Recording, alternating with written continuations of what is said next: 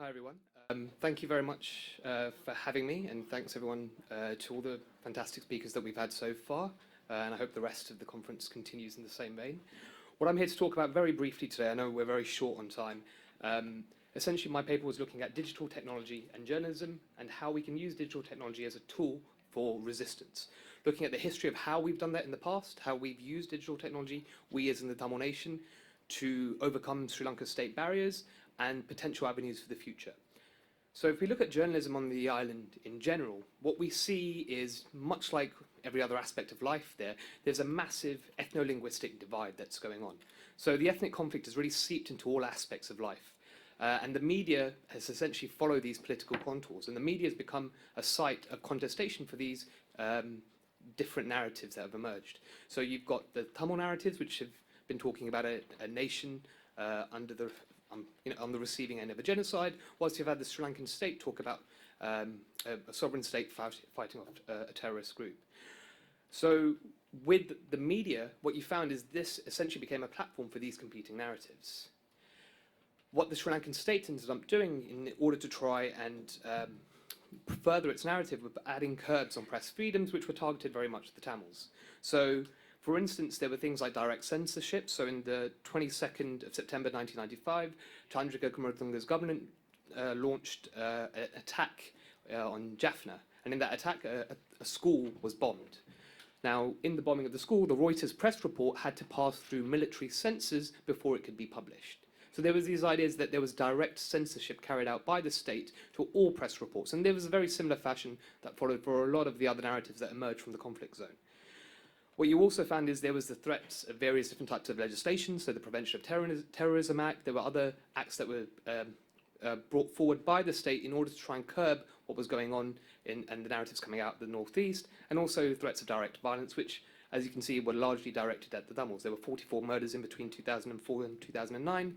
41 of those were Tamil journalists or media workers that were killed.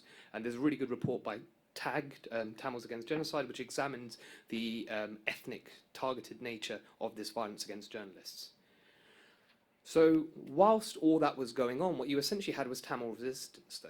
So there's been a really long history of Tamil press in particular, but also the Tamil nation in general, using different various means and technologies to try and overcome these state barriers. So Tamil media initially was also print and press related, but we also had the early militant groups utilize that. So there were leaflets and posters that were produced on press machines that were handed out, done in secret in the middle of the night. You had the early militant groups use different radio frequencies, and in the interviews that I've conducted for this particular study, they talked about how they used to switch different frequencies whilst the military was there trying to block off those different frequencies.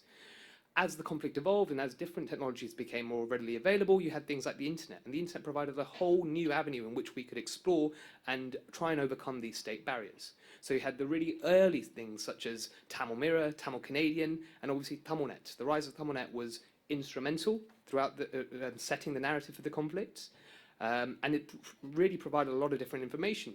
So at the time that the final stages of the armed conflict were going on, there was this whole narrative actually that this was a war without witness. There were no witnesses, or there was no international media covering the conflict zone. That's actually not true.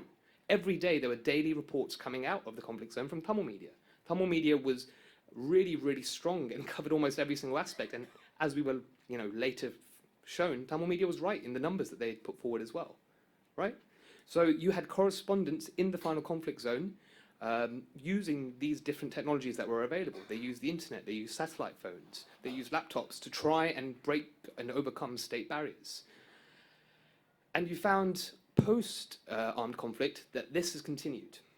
And this has continued really with the use of different avenues that have come forward. So the Tamil Guardian in particular, we've come forward post-conflict, and we've really started using the internet as a whole to try and go through, to try and overcome the state barriers that were also put in place on the island. So the Tamil Guardian used the internet. The internet's obviously very readily available, easily set up, instant.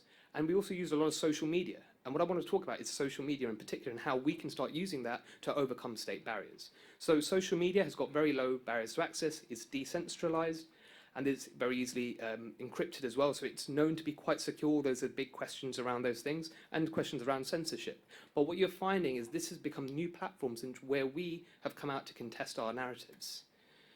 And with that, you've had the formation of new networks. So I brought up this one example, but this was an example of Balachandran Prabharan. A photo emerged of him in the final conflict zone under Sri Lankan military custody. Now, this photo, when it came out in 2013, really went viral. And what you found is, especially in Tamil Nadu, there were tens of thousands of students taken to the streets to protest, all galvanized by the use of this one photo. Colleges across the state were shut down. And for months, there were really mass protests. And the real turning point, or the real kind of galvanizing point, was this photo of Balachandran Prabharan. And that all spread through the use of social media. So with interviews with activists that I've done in Tamil Nadu, again, they talk about how Facebook was what they used to, galvanize all these protests and make all these new connections. And what we found is with the use of social media, we've also started making these new connections, right? So out here in the diaspora, the Tamil Guardian, which is based in London, but we've got at least 5 correspondents in the north, we've got at least 3 correspondents in the east. Right? How do we work through them? We don't actually have to meet face to face to work through with them. What we end up doing is going through using digital technology, using different avenues, using social media to try and navigate and work our way through them and start building relationships.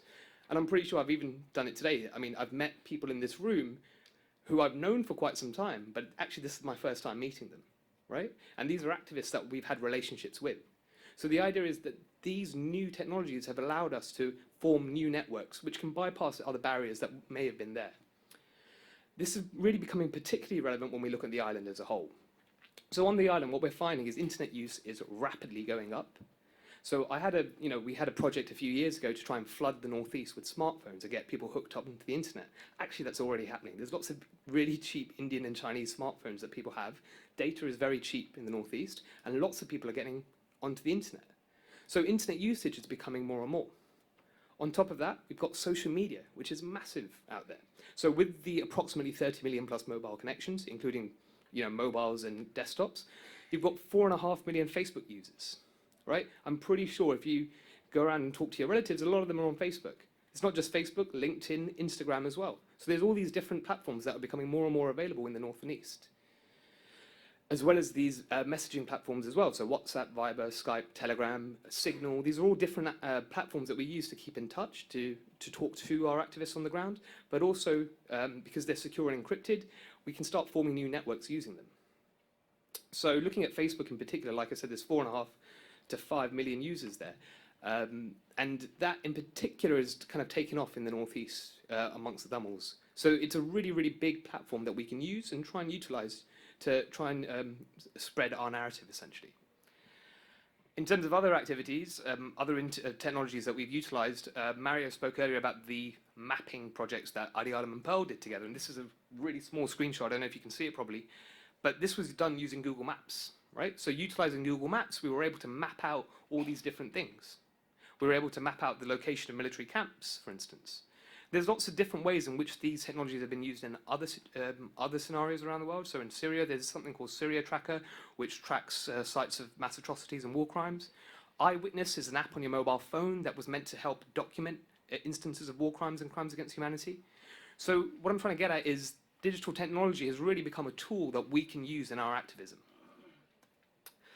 And also there's alternative platforms that we can use through the internet and social media to start spreading our stuff. So you watched a trailer for this Sri Lanka's Disappeared documentary done by 47 Roots. There's a full screening on later this evening. But that was one such platform that was used, right? Things like Sri Lanka's Killing Fields and No Fire Zone, that documentary was really made using mobile phone footage captured in the final stages of the conflict zone, right? So using this technology, we've got all these resources. How can we use them and utilize them best to start talking about our narrative, to start building new conversations and start mapping new networks? So looking forward, like I said, digital technology is providing new platform and new tools for us in the diaspora especially to go forward. That's not to say that there aren't new barriers put in place by the state. The state is working on this. The Sri Lankan military announced it's got a new cyber crimes unit starting up. There have been newspaper reports of China's military intelligence division who've come in to help the Sri Lankan military. And also, as we saw earlier this year with the anti-Muslim riots that took place, Sri Lanka has taken steps to even ban social media on the island, temporarily, but it can do it. The question is, how can we start trying to overcome those barriers? Because despite the fact that the ban was in place, there were ways in which we could get news from the ground, right? So as the diaspora, but also as the Tamil nation as a whole, I think we need to start thinking about how the struggle has evolved and the new tools that are available to us and the new weapons in our armory that we can use to take the struggle forward. Thank you very much.